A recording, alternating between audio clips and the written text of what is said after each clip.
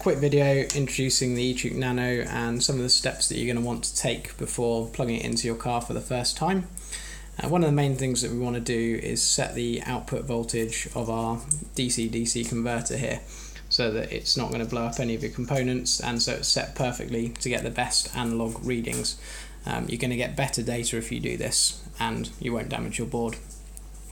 First thing to do is, when you get the board, and this applies to both version 1 and version 1.1 boards, whether you've assembled this yourself or we've assembled it for you, then what you want to do is disconnect the Bluetooth module, the Arduino module, and the op-amp on the back here.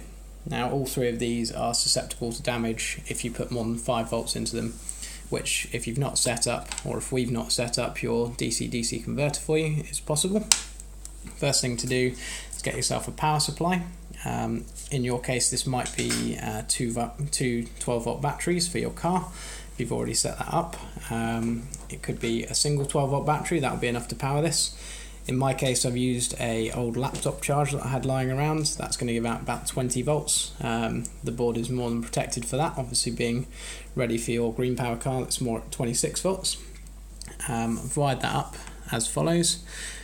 The far right pin here is ground. The far left pin here is about plus 20 volts.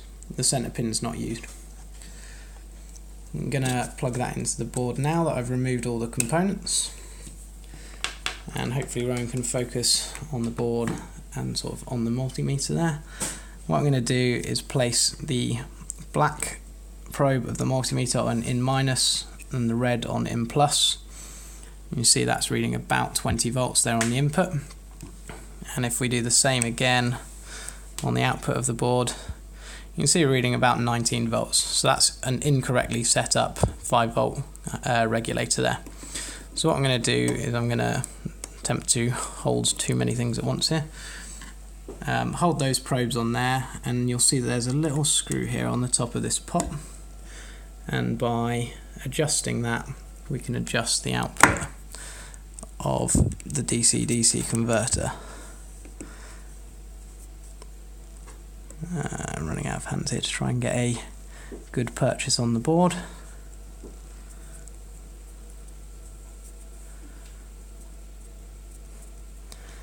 It's reasonably fine adjustment, so you have to make quite a few turns to have an impact. As you can see, currently I'm twisting this anti-clockwise, the voltage is coming down, and what we're aiming for here is 5 volts. Once you get to 5 volts, you should be able to plug everything in. I'd recommend plugging things in with the board off, so unplug the power connector, just in case you plug something in kind of one pin to the right or one pin to the left of where it should be.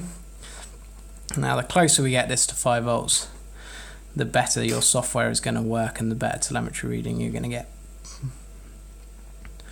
So this is one of the first steps that you want to be doing. Thank you very much.